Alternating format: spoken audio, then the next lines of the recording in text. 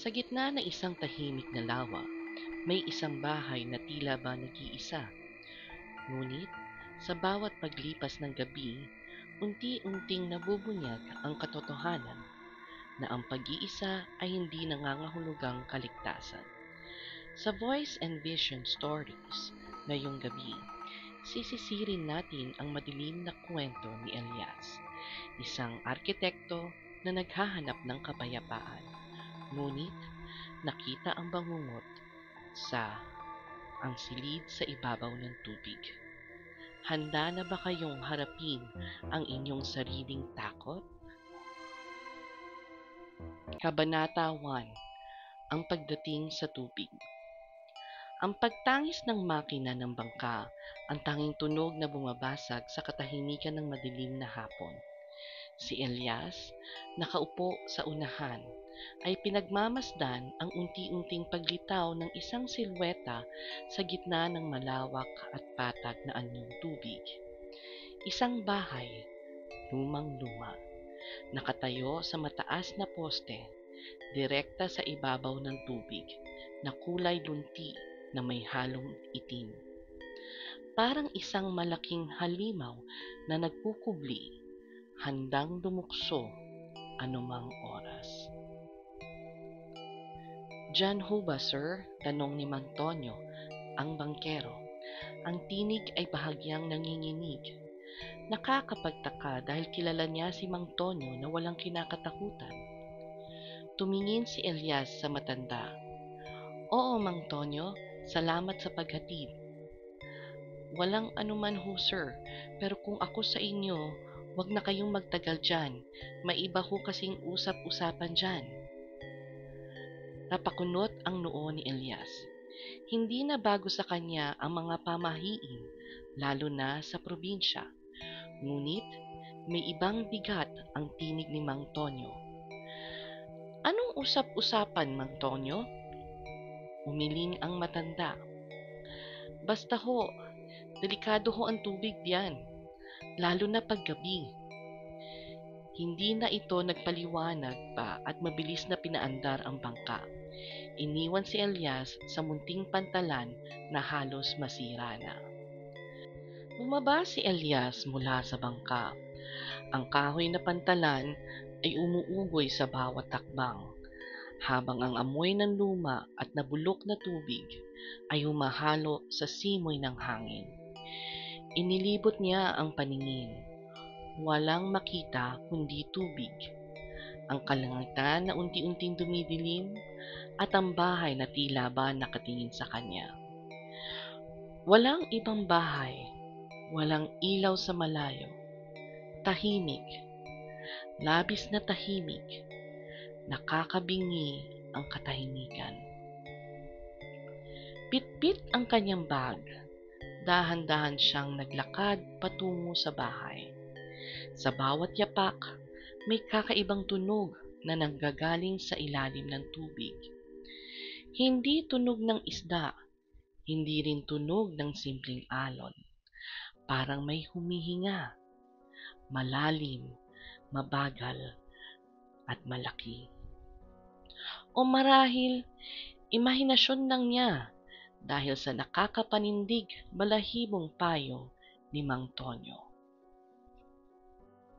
Nang makalapit sa hagdan, napansin ni Elias ang mga lumot at damo na kumapit sa mga poste. Mukhang matagal nang walang nakatira rito. Ang pintuan ay yari sa matigas na kahoy, ngunit halata ang mga gasgas at bakas ng pagkupas.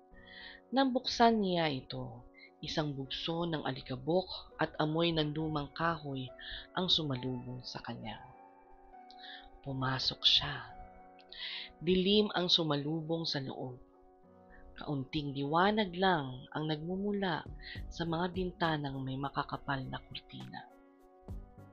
Sa gitna ng sala, isang malaking canvas ang nakatayo. Nakatago sa ilalim ng puting tela. Hindi ito kasama sa listahan ng mga gamit na dapat ayusin o iligpit. May kaba na unti-unting gumagapang sa dibdib ni Elias. Binuksan niya ang mga bintana at ang liwanag ng pagpapalubog na araw ay pumasok. Nagpapaliwanag sa malawak na sala. Doon niya nakita ang mga lumang kasangkapan. Isang kahoy na mesa na may ukit. Isang lumang piano na may ilang sirang keys. At isang aparador na puno ng mga libro na may mga pahinang naninilaw. Parang biglang umalis ang dating may-ari at hindi na bumalik. May kakaibang pakiramdam si Elias. Hindi lang ito simpleng lumang bahay.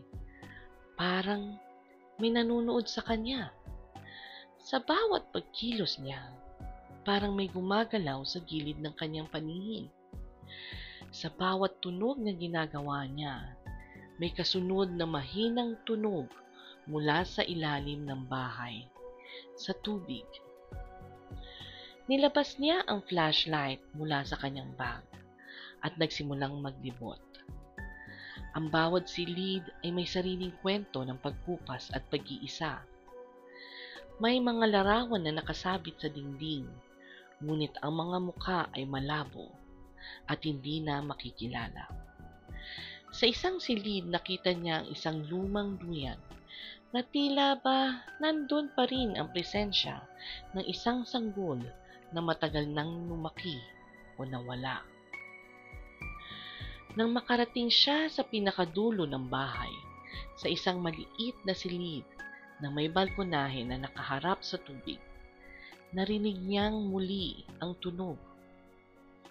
Ngayon, mas malinaw. Parang may malaking bagay na dumadaustos sa ilalim ng bahay. Isang mabigat na paghila at paghinto. Dahan-dahan siyang lumapit sa balkonahe. Ang tubig sa ibaba ay tahimik, sumasalingin sa nagdidilim ng kalangitan.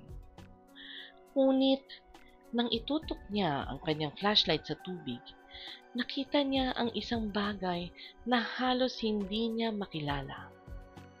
Isang anino.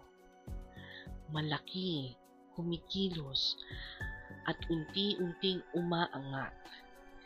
Hindi ito isda. Hindi ito bangka. Napabalik si Elias. Ang puso ay humahampas ng malakas. Anong klase ng nilalang ito? Bakit hindi ito gumagalaw sa karaniwang paraan? May kakaiba sa lugar na ito. May kakaiba sa tubig. At may kakaiba sa bahay na ito na nakatayo sa ibabaw ng lahat ng misteryo. Naramdaman niya ang malamig na hangin na dumadaloy sa kanyang leeg. Ang pagkakabukod ng lugar. Walang signal ng telepono. Walang makakatulong. Nag-iisa siya, kasama ng bahay at ng anumang nakatago sa ilalim ng makulimlim na tubig. Ang mga lihim ng lumang bahay. Matapos ang nakakatakot na paghaharap sa anino sa tubig, nagmamadaling bumalik si Elias sa loob.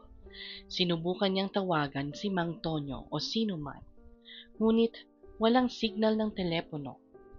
Ang isolation ay nagiging isang malaking bahagi ng kanyang pagkabahala. Lalo pang bumigat ang dibdib niyang nang malaman niyang walang paraan para makatawag ng tulong. Para siyang nakulong sa gitna ng kawalan, kasama ang hindi maipaliwanag na presensya sa ibaba. Sinuri niya ang mga bintana at pintuan. Tinitiyak na nakasara ang lahat. Ang bawat kaluskos, bawat lagutok ng lumang kahoy ay nagpapalakad ng kanyang puso. Para bang ang lumang bahay ay may sariling pintig. Naghanda siya ng merienda sa lumang kusina, ngunit hindi siya makakain ng maayos. Ang amoy ng alikabok at amag ay tila ba lumalaki, habang ang tunog ng tubig sa ilalim ay patuloy na bumubulong. Pakiramdam niya, may nakamasid sa bawat galaw niya. Sinimula ni Elias ang kanyang aktwal na trabaho, ang pagsusuri sa ekstruktura ng bahay. Habang ginagawa ito, mas marami siyang napapansin. May mga kakaibang marka sa sahig at dingding sa ilang bahagi. Parang mga lumang bakas ng kalawang o putik na mahirap alisin. Para bang may malaking bagay na humihila sa sarili nito sa sahig. Napansin niya ang ilan sa mga lumang painting sa dingding ay hindi karaniwang mga larawan ng tanawin, kundi mga abstract na guhit na may mga hugis na parang lumalabas sa tubig o mga mata na nakatingin sa malayo. Ang mga mata sa painting ay tila sumusunod sa kanya, saan man siya magpunta.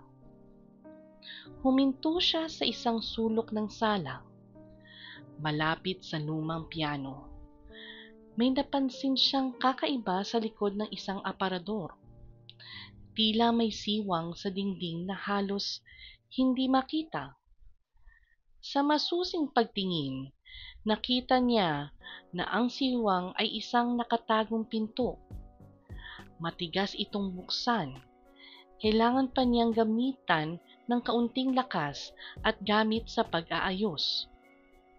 Sa wakas, nagtagumpay si Elias sa pagbukas ng nakatagong pinto. Nagtago sa likod nito ang isang maliit, madilim na silid na may amoy na pinaghalong luma, putik at isang bagay na hindi mailarawan. Parang patay na isda, ngunit mas masahol. Ang amoy ay nakakasuka at halos masuka si Elias. Sa gitna ng silid, may isang maliit na mesa at isang upuan. Sa mesa, isang lumang tala-arawan na gawa sa bawat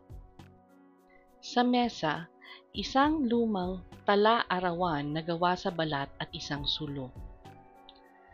Dahan-dahan niyang kinuha ang tala-arawan. Ang kanyang mga daliri ay nanginginig. Nakita ni Elias ang pangalan sa loob, Aling Pura. Siya ang tita ni Elias na matagal nang nawawala at nagmamay-ari ng bahay. Nag-aalangan siyang basahin, ngunit ang pagkauhaw niya sa kasagutan ay mas matindi kaysa sa takot. Nagsimula siyang basahin ang tala-arawan. Ang mga unang pahina ay normal.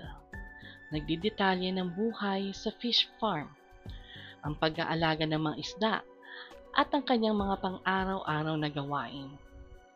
Ngunit sa paglipas ng panahon, nagiging mas madilim at nakakabahala ang mga entries. Binanggit ni Aling Pura ang mga boses mula sa lalim at ang mga kumakalampag sa ilalim. Matalas niyang isinusulat ang tungkol sa mga tunog na naririnig niya sa gabi, ang paggalaw sa tubig, at ang kanyang lumalaking takot. Naririnig ko sila, Elias, sa ilalim. Naghahanap sila ng kasama. Basa ni Elias. Ang kanyang tinig ay halos hindi na lumalabas. May mga guhit din sa tala-arawan, mga malalaking anino sa tubig, at isang paulit-ulit na simbolo na parang isang mata na nakatingin mula sa kailaliman.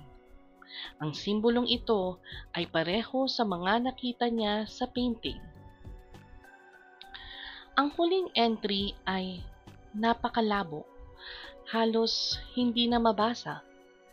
Sila'y lumalapit, nasaan ka, Annabel? Hindi na ako makapaghihintay. Ang tubig ang sagot, ang tubig ang lahat. Ang pangalan ni Annabel ay nanindig balahibo kay Elias. Si Annabel ang kanyang namayapang asawa, ang dahilan kung bakit siya naroroon. Bakit binanggit ni Aling Puring ang pangalan niya? Ang lalim ay tumatawag. Ang pagbanggit sa pangalan ni Annabel ay nagpapabalik sa lahat ng emosyon at trauma ni Elias. Bakit binanggit ni Aling Pura ang pangalan ng kanyang asawa? Nagkataon lang ba? Hindi. Ang mga alaala na pagkalunod ni Annabel, ang kanyang huling sandali na lumulutang sa tubig, ay bumalik ng malinaw, kasama ang sakit na halos sumakal sa kanya. Nagsimulang magkaroon si Elias ng mga malinaw na panaginip o marahil mga pangitain. Nakikita niya si Annabel sa tubig. Nakangiti. Inaanyayahan siyang lumapit. Ang kanyang balat ay perpekto. Ang kanyang buhok ay lumulutang sa tubig na tila buhay na buhay. Ngunit, sa likod niya, may isang malaking, hindi malinaw na hugis na tila bahagi ng tubig mismo. Ang hugis ay gumagalaw ng mabagal, lumalaki at lumiliit, at sa bawat paggalaw, parang may lumalabas na alon ng lamig. Nagsimula ring marinig ni Elias ang mga mahihinang bulong kahit gising siya na tila galing sa tubig, na bumubulong sa kanyang pangalan o ngalan ni Annabel. Sumama ka, Elias, dito, kasama si Annabel. Parang musika ang mga bulong na iyon. Malambing, ngunit may nakatagong lamig na nagpapanginig sa kanyang buto. Napansin ni Elias na ang tubig sa paligid ng bahay ay nagiging mas madilim at mas makapal. Parang ang fish farm ay nagiging isang malaking itim na salamin. Ngunit, minsan, may mga kakaibang kislap sa ilalim. Parang mga bioluminescent na nilalang na dumadaan. Ngunit, ang mga kislap na iyon ay may kakaibang galaw. Hindi tulad ng mga isda. May mga kakaibang alon din, kahit walang hangin, na nagpaparamdam na may malaking bagay na lumalangoy sa ilalim. Sa pagpapatuloy ng kanyang paggagalugad, natagpuan ni Elias ang isang lumang photo album na nakatago sa ilalim ng lumang kama. Puno ito ng mga lumang larawan ng pamilya, kabilang ang bata pang Aling Pura. Nakangiti sa tabi ng kanyang mga magulang. Ngunit, may isang partikular na larawan na nakakuha ng kanyang pansin. Isang larawan ng isang pangkat ng mga manggagawa sa fish farm noong unang panahon. Ang mga lalaki ay nakangiti, ngunit ang kanilang mga mata ay may bakas ng pagod at takot. May kasama silang isang matandang lalaki na may napakatinding sulyap. Isang sulyap na parang may alam siya na hindi alam ng iba. At sa likod nila, sa tubig, ay may malalaking, hindi pangkaraniwang bakas na parang marka ng isang malaking nilalang na lumubog. Ang mga marka ay parang mga malalaking kuko o mahabang daliri. Nakasulat sa likod ng litrato, ang sumpa ng Agos. Naalala ni Elias ang mga babala ni Mang Tonyo. Sa kanyang laptop na walang internet signal, meron siyang isang lumang PDF files tungkol sa lokal na kasaysayan. Nakita niya ang isang maikling talata tungkol sa fish farm na ito. Binabanggit na ang lugar ay dating kilala sa kakaibang uri ng isda na halos hindi makita sa iba. Ngunit ang fish farm ay biglang nagsara matapos ang sunod-sunod na pagkalunod ng mga manggagawa na hindi kailanman nakuha ang mga bangkay. Ang mga lokal ay naniniwala na kinuha sila ng tubig. Wala ring nabanggit tungkol sa muling paglitaw ng mga bangkay. Nanginginig ang mga kamay ni Elias. Nagsimula nang maging malinaw ang lahat. Ang pagtaas ng tubig. Ang mga pangyayari ay hindi na lamang tunog o bulong. Sinimulan na ni Elias na maramdaman ang presensya ng nilalang sa bahay. Nagpaparamdam na ito sa pisikal na paraan. Isang umaga, nakita niya ang basag na salamin sa banyo. Kaninang gabi, sarado ang pinto ng kanyang silid. Ngunit ngayon ay bukas ito at bahagyang nakasara. At ang kanyang flashlight na inilagay niya sa mesa ay nawawala at biglang lumitaw sa ilalim ng kama. Ang mga kakaibang pangyayari ay nagpaparamdam sa kanya na hindi siya nag-iisa sa bahay na iyon. May mga pagkakataon na nakikita niya ang marka ng basa o putik sa sahig na tila may dumaan mula sa ilalim ng bahay.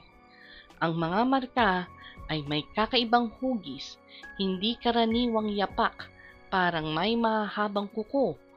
Isang gabi, habang nagbabasa siya sa sala, nakita ni Elias ang anino ng isang malaking kamay na may parang mahabang kuko na kumakatok sa ilalim ng kanyang higaan bago ito mabilis na mawala.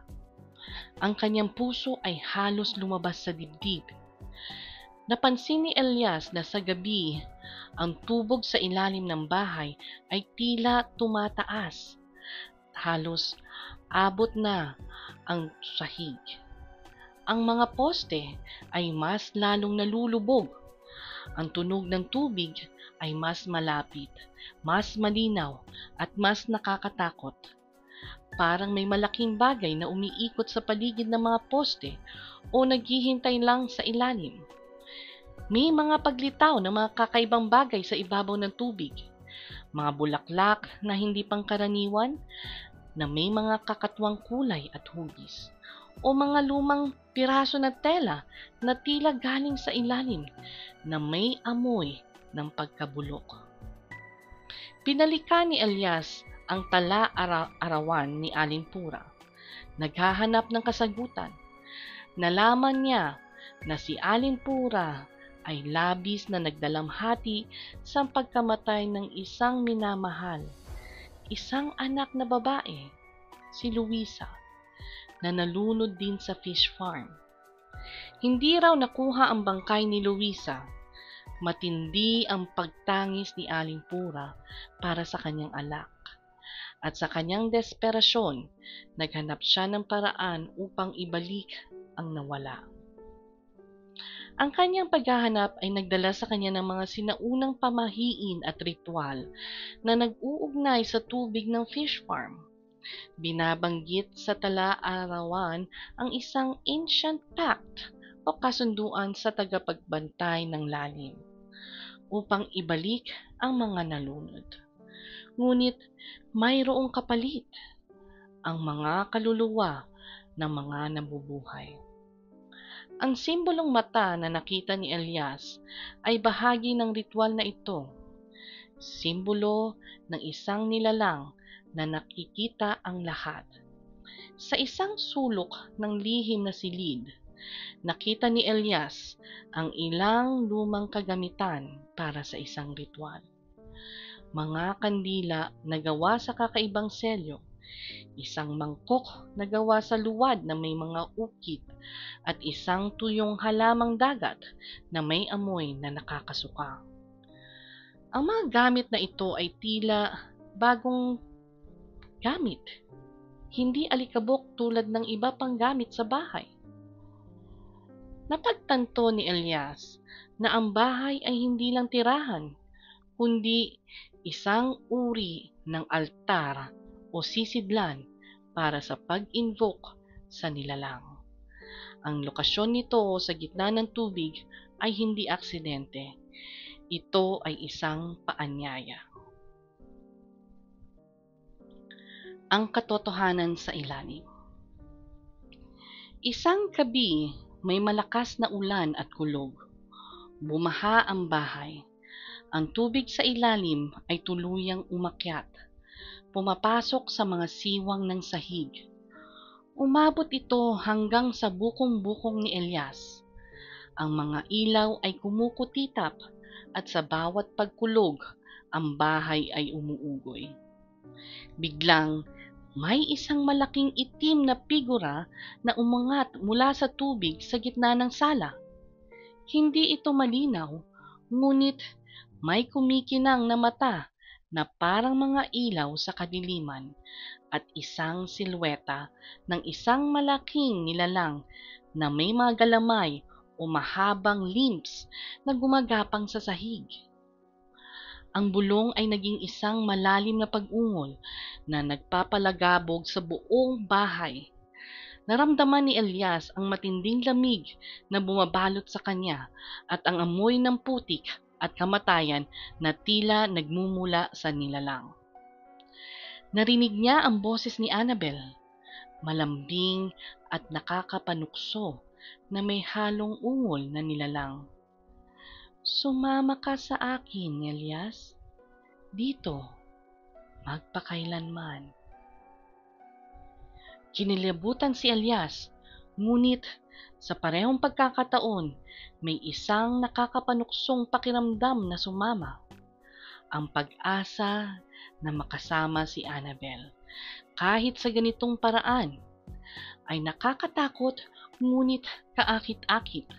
Ang kanyang puso ay nag-aalangan, nahati sa pagitan ng takot at pagnanasa. Sa gitna ng kaguluhan, nakita ni Elias ang kanyang salamin na basag sa sahig. Ngunit sa kanyang refleksyon, nakita niya ang kanyang sarili na nagbabago. Ang kanyang muka ay mas maputla, ang kanyang mga mata ay parang may lumot, at sa kanyang kamay ay may kakaibang kulay lunti na marka na parang lumot din. Napagtanto niya na ang nilalang ay hindi lang kumukuha ng mga kaluluwa, kundi binabago rin nito ang mga nakikipag-ugnayan dito. Ginagawa silang bahagi ng lalim. Ang mga nalunod ay hindi muling binubuhay, kundi ginagawang sisidlan o puppet ng nilalang, bahagi ng kanyang lumalaking hukbo sa ilalim ng tubig. Si Aling Pura ay maaaring naging isa sa mga ito, kaya ang huling entry niya. Ang katotohanan ay bumalik sa kanya ng isang iglap, isang malakas na suntok sa kanyang pag-iisip. Ito ay hindi lamang tungkol sa Aling Pura o sa bahay na ito. Ito ay tungkol sa kanya. Narinig niya muli ang boses ni Annabel, ngunit ngayon, mas malinaw. Hindi lamang ito galing sa nilalang, kundi mula sa kanya mismo. Nag-flashback si Elias sa araw ng pagkalunod ni Annabel. Hindi ito aksidente. Nasa gitna sila ng fish farm. Nakasakay sa bangka nang biglang tumilapon si Annabel. Si Elias ang huling nakakita sa kanya. Ang huling nakahawak sa kanyang kamay bago siya lumubog. Ngunit may iba siyang naalala.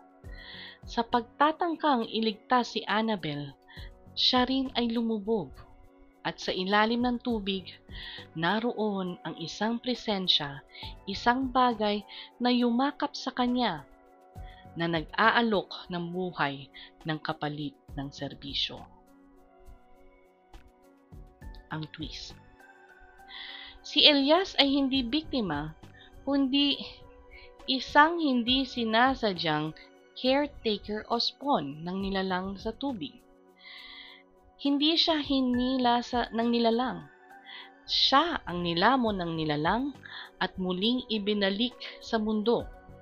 At ang kanyang pagdating sa bahay na ito ay hindi nagkataon, kundi isang programmed destiny.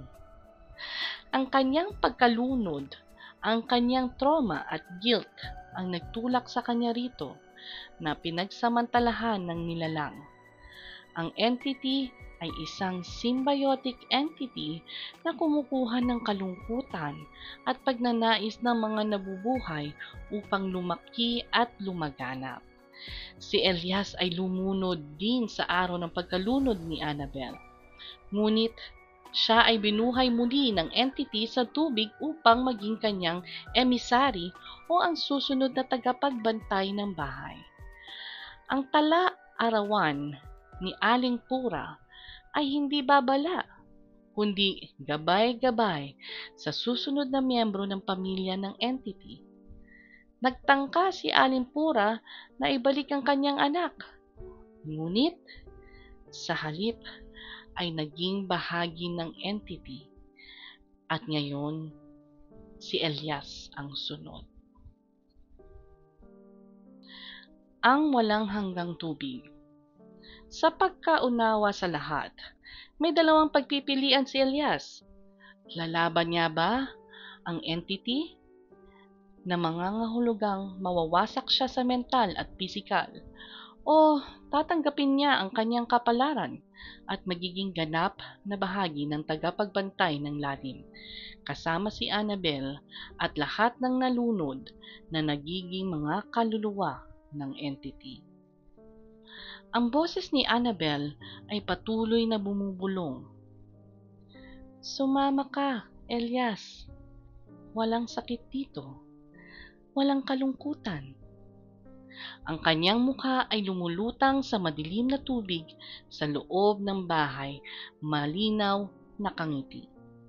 Ang puso ni Elias ay halos sumabog sa pagitan ng pagnanasa at takot. Ang pagmamahal niya kay Annabel ay labis, at ang ideya na makasama siya muli, kahit sa ganitong anyo, ay nakakatukso. Ngunit, ang kahihinatnan ay malinaw sa kanyang isip. Maging isang puppet, maging bahagi ng isang bagay na masama. Sa huling sandali ng liwanag at katinuan, huminga ng malalim si Elias. Tiningnan niya ang madilim na tubig, ang lumulutang na mukha ni Annabel at ang anino ng nilalang. Ang bahay ay nanginingning, halos gumuho. Ang lamig ay lumalalim at ang kanyang katawan ay nanginginig. Sa huli, sa gitna ng desperasyon at ang pananabik na muling makasama si Annabel, tinanggap ni Elias ang kanyang kapalaran.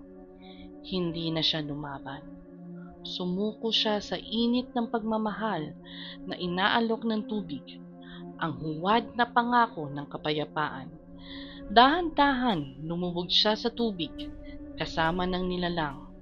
Ang kanyang katawan ay naging isa sa mga haligi o galamay nito, at ang kanyang kaluluwa ay sumanib sa kolektibong kamalayan ng tagapagbantay ng lalim.